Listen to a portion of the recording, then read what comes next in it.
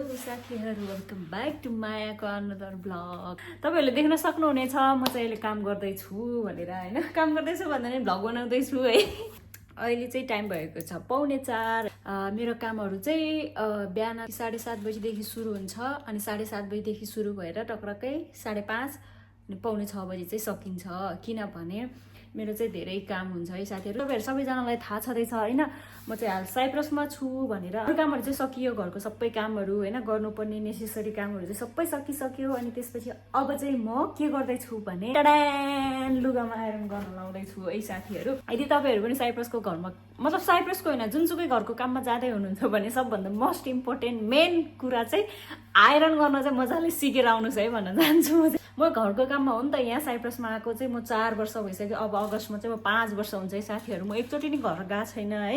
अनि यदि तपाईँहरू पनि साइप्रस आउँदै हुनुहुन्छ, साइप्रस आउन चाहनुहुन्छ या कुनै पनि देशमा घरको काममा जाँदै हुनुहुन्छ भने चाहिँ एउटा कुरा चाहिँ जसरी पनि के पर्छ भने आइरन पर्छ। अनि मेरो आइरन चाहिँ यहाँ तात्दैछ है साथीहरू। मैले चाहिँ तात्नलाई राखेको, अहिले 4 बज्नलाई 10 मिनट बाँकी। सबभन्दा झ्याउ लाग्ने काम भनेको, सबभन्दा दुःख लाग्ने काम, टाउकोमा नाम्लो राख्ने काम भन्दा पनि, भारी बोक्ने काम भन्दा पनि गाह्रो लाग्ने चाहिँ मलाई यही आइरन गर्ने हो साथीहरू। किन भन्दाखेरि होइन, जाडो महिनामा त ठिकै हुन्छ होइन, कम्तीमा नि 1 घन्टा 1.5 घन्टा त आइरन भइहाल्छ। मेरो चाहिँ एभ्री डे आइरन हुन्छ होइन।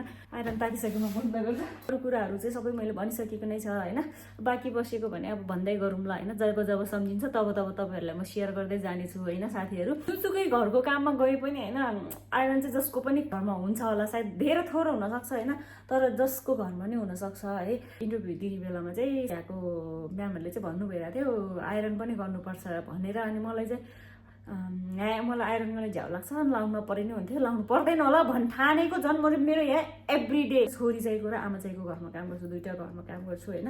अनि म त्यहाँ 2टा घरमा काम भ्याइसकेर पनि म अब आइरन गर्दैछु है साथीहरू। लास्टै दुःख छ हौ, 1 घन्टा रेस्ट चाहिँ पाउँछ तर थाक्न चाहिँ थाकिन्छ है साथीहरू। अनि नेपालमा हुँदाखेरि त सोचेको थिएँ म आइरन गर्नु पर्दैन होला भनेर, झन् यहाँ आएर धुस्नो आइरन गर्नु पर्यो। सुरुमा त एकदम गाह्रो भएको थियो। म त गर्मी महिनामा आएको थियो होइन, ढाड दुख्ने, यस्तो दुख्ने, यो थिचेर यो दुख्ने, अनि त्यसपछि पसिना खल आउने। अनि नयाँमा त आइरन लाउन एकदम टाइम लाग्छ कि। अब हामीलाई बेसिक मतलब हामीले हात बसेको हुँदैन नि आइरन गर्ने कसरी। हामीले नेपालमा त मैले आइरन लगाएको थिएन होइन, मलाई एकदम गाह्रो भयो थियो। अनि जब म यहाँ आएँ, यहाँको साउनीले चाहिँ यसरी गर्नुपर्छ भनेर सिकाउनु भयो एकचोटि।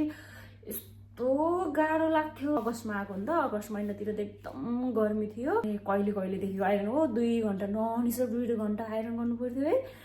म त रुथ्यो, म त बस्दिनँ भन्ने जस्तो लाग्थ्यो। तर के गर्नु होइन, नेपालबाट आउने बेलामा त नयाँमा त अब रिनुहुन्छ अब है। लोन भइसकेपछि त अन्त जानु नि भएन, अन्त गयो नि जहाँ गयो नि यस्तै हो भन्ने भयो। अनि त्यसपछि बिस्तारै गर्दै गएँ। अनि त्यसपछि अहिले चाहिँ हात बसेपछि चाहिँ अलि छिटो नै हुन्छ। पहिला त एकदम गाह्रो हुन्छ, सुरुमा चाहिँ एकदम मलाई गाह्रो भएको थियो। अरूले त के भयो थाहा भएन, मलाई चाहिँ एकदम गाह्रो भएको थियो है। घरको काम भन्दा मात्र एकदम गाह्रो हुन्छ, गाह्रो हुँदो रहेछ होइन।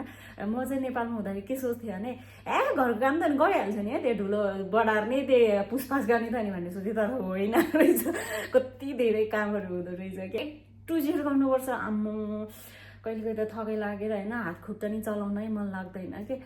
अनि झन् सुरुमा त एकदम गाह्रो हुन्छ नि, भाषा जानेको हुँदैन, अब सबै कामहरू प्रपरली गरेर आउँदैन घरको काम भनेर पनि होइन। हाम्रो अनि हामी नेपालमा गरिने घरको काम र यहाँको घरको काम एकदम डिफ्रेन्ट हुँदो रहेछ है।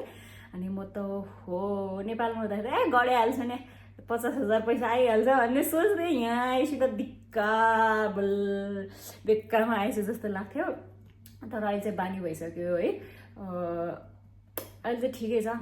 तर पनि मलाई होइन मेरो लाइफमा होइन सबभन्दा गाह्रो काम तिमीलाई के चाहिँ नगरोस् जस्तो लाग्छ भनेर सोध्यो भने आइरन कि।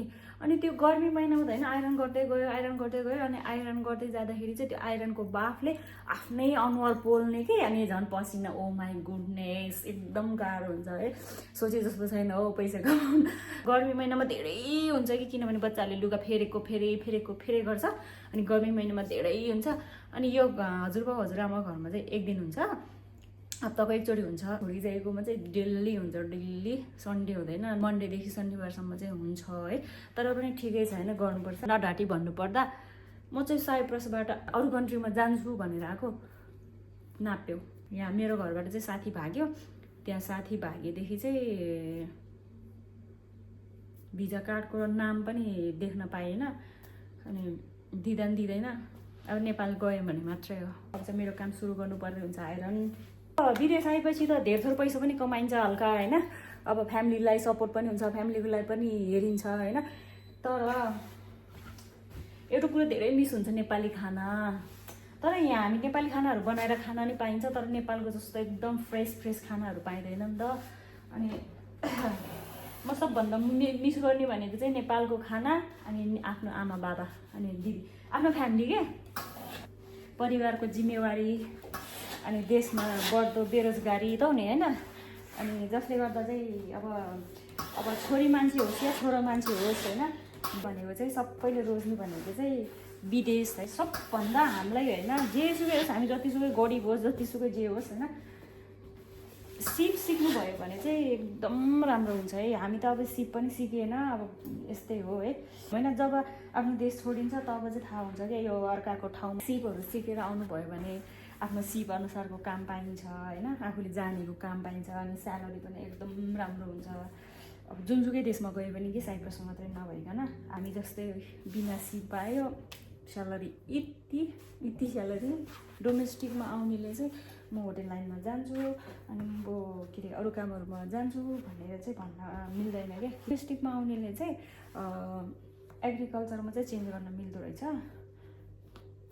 के स्यालेरी चाहिँ ठिकै हुन्छ, किन चेन्ज गर्ने त होइन। आफूले राम्रो गरेन भने चाहिँ तपाईँहरूले घर चेन्ज गर्न सक्नुहुन्छ है। नत्र हल्का अलिअलि किचकिच गऱ्यो, काम अलिक भयो भनेर चाहिँ घर चेन्ज गर्ने त्यस्तो चाहिँ गऱ्यो भने चाहिँ अलि आफूले दुःख पाउने हो। अनि यो विदेशमा आएपछि चाहिँ अरूको कुरा सुन्नु हुँदैन, आफ्नो मनको गर्नुपर्छ। आफूले चाहिँ राइट काम गर्नुपर्छ। 1 वर्ष जति राम्ररी बस्यो भने यिनीहरूले पनि हामीलाई राम्रै गर्छ क्या। पहिला आफूले राम्रो देखाउने हो नि त।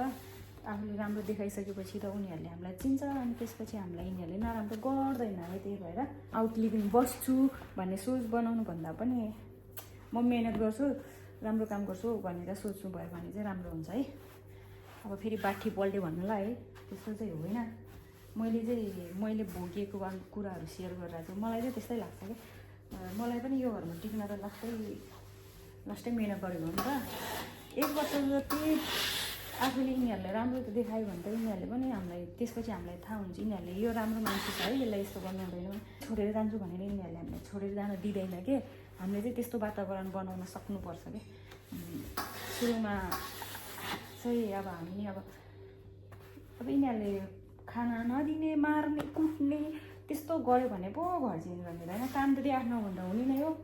एउटै घरमा बसेपछि कहिलेकाहीँ धेर थोर काम भइहाल्छ, कहिले धेरै नै हुन्छ, कहिले थोरै हुन्छ है।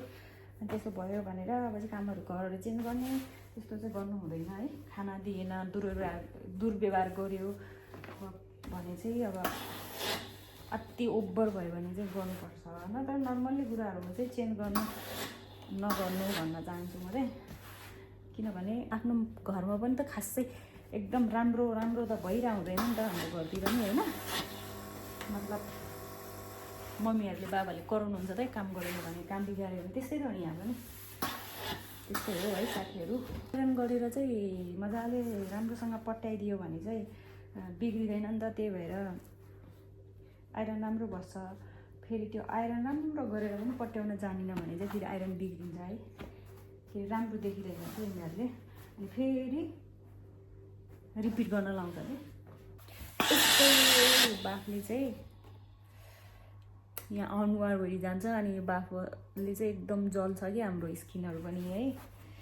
अनि त्यसपछि यसरी यहाँ यस्तो प्रेस गर्दाखेरि चाहिँ यो दुख्छ, यहाँ जोड्नी दुख्छ, यहाँ ढाडो दुख्छ, अनि यहाँ खुट्टा नि दुख्छ कि। गाह्रो जाऊ साथीहरू पैसा कमाउन। आजको भिडियोबाट चाहिँ म ओझेल हुन चाहन्छु। त्यतिन्जेलसम्म चाहिँ अर्को भिडियोको वेटिङमा बस्नु होला भन्दै आजको लागि चाहिँ बाई साथीहरू।